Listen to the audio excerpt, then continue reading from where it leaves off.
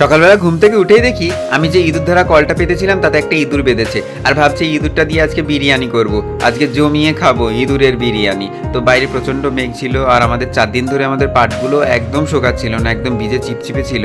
তো বৃষ্টি থেমে যাওয়ার পরে আমি ভাবলাম ইঁদুরটাকে ছেড়ে দিয়ে সে আজকে আর বিরিয়ানি বানাবো না ইঁদুরটা দিয়ে।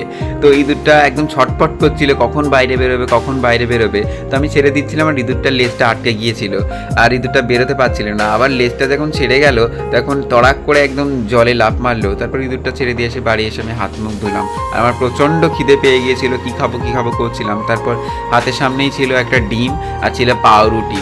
তো আমি পাউরুটি আর ডিমগুলো এই যে কড়াই, আর ভাঙা ডিমটা আমি তেলের মধ্যে দিয়ে দিলাম। তারপর আমি দিয়ে দিলাম পাউরুটি, আর এখানে 2 পিস পাউরুটি দিয়ে দিয়েছিলাম। তো এই পাউরুটি দুটো হয়ে গিয়েছিল। তারপর আবারও সেই একই প্রসেসে ডিম দিলাম, তারপর আবারও দিয়ে দিলাম 2 পিস পাউরুটি, আর এই পাউরুটিটা আমি উল্টে পাল্টে ভালো করে সেঁকে নিচ্ছিলাম যাতে কাঁচা না থাকে। তারপর এটাও রেডি হয়ে গেল। তারপর আমি এটা 4টে পিস করে নিয়েছিলাম। এবার হলো টেস্ট করার পালা। তো আমি টেস্ট করছিলাম, তো ঠিকঠাকই ছিল, একটু নুনটা একটু বেশি হয়ে গিয়েছিল। তারপর দুপুরবেলা দেখছি একটা মুসাম্বি অনেক দিন ধরে পড়ে আছে, তো এর ব্যবস্থাও আমি করে দিলাম। তো তারপরে একটু স্নান করতে গেলাম, আর স্নান করে প্রচণ্ড আমার খিদে পেয়ে গিয়েছিল। তারপর আজকের মেনুতে ছিল দেখছি পটল ভাজা ছিল, ভাত ছিল, আর পাতলা মাছের ঝোল ছিল। বাপ রে বাপ! তো পাতলা মাছের ঝোল দিয়ে আমি প্রথমেই ভাত খাওয়া শুরু করে দিয়েছিলাম। আর মাছটা কিন্তু দারুণ ছিল, আর আমার মাছের ঝোল কি বলবো, একদম দুর্দান্ত লাগে। সবচেয়ে বেশি ভালো লাগে মাছের ঝোল।